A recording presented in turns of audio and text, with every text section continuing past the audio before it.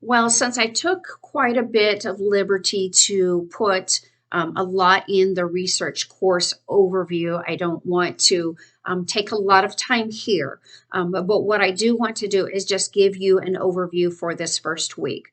So, as stated, you will begin in this class, you will design different methodologies. In this first week, then, what you will be doing is learning about research, the process of research, as well as the two overarching classifications or groupings of research, which is qualitative and quantitative studies. Now, qualitative studies are more subjective, and they're about concepts and experiences. They often go much deeper, but they're not able to go very wide, meaning they are not as, you don't have as much ability to generalize that study.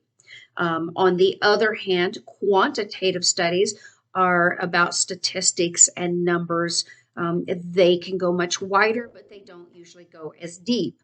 Um, Therefore, that's just kind of the overarching of those. Now, and nothing is in black and white totally where you're going to find everything all in one classification category or another. But most student researchers often begin by thinking that one or other of these are easier. And so they have the tendency to already have in their mind set that I'm going to do this type, whether it's a quantitative or it's a qualitative. Well, let me say that first of all, the methodology that you use is primarily dependent upon the type of research question that you have. Um, and the other thing that student researchers don't realize when they're first starting out is the analysis part. So in qualitative studies, analysis to analyze the researcher is primarily the instrument used that builds the themes, the concepts, and all of that. Whereas the quantitative studies you usually have pre-approved analysis like softwares and all of that you have to use to do your studies. So be aware of those things and be aware of a possible bias coming in saying I'm in predetermined. I'm going to do this or that. That sets students up for hard places, difficult places in change down the road. So back to this here, I want to say that in addition to learning about research and its components, um, you will also, in this first week, you will also be interviewing someone who has already done research. Now, I have already brought it up as I said, I am also the director of the MATL program. So I've also brought it up in the directors' meetings to expect that you may be approaching your director or one of your professors to do an interview with them. Now, there are instructions on how in guidelines what that looks like, but make sure that you are doing this ahead of time.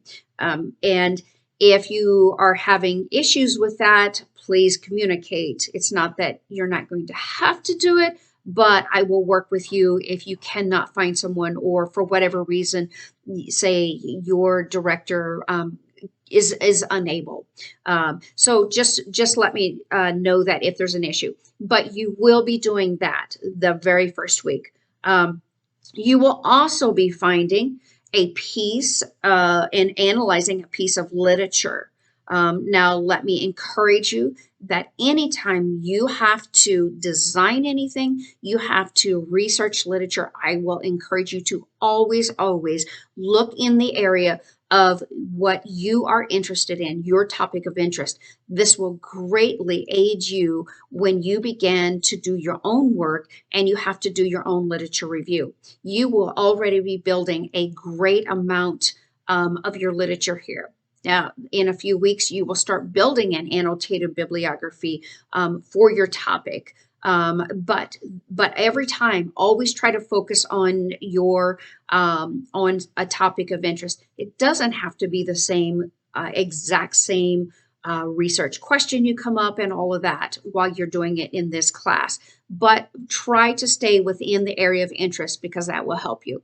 And then the last thing that you will have is getting to know each other through doing an autobiography.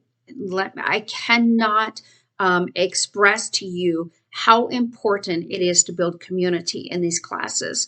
You will learn a lot from each other. You're going to depend on each other for learning, for helping each other, but also really a lot for support, emotional support when you feel overwhelmed with it or you feel stuck.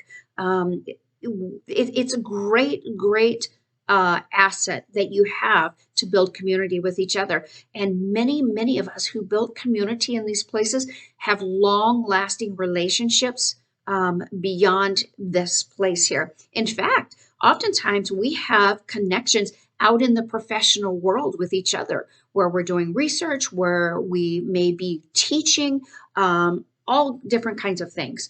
But that networking is just it's imperative that you have that, you build that community so you have that down the road for your professional, whatever that may be. So, this week, I look forward to being on the discussion board with you. I look forward to seeing you in office hours if you need it, and in even reading your papers and stuff. So if you have any questions, don't hesitate to email me. Again, I try to always get back to you within 24 hours. So I'm looking forward to it. Let me know if there's anything. Otherwise, God bless you.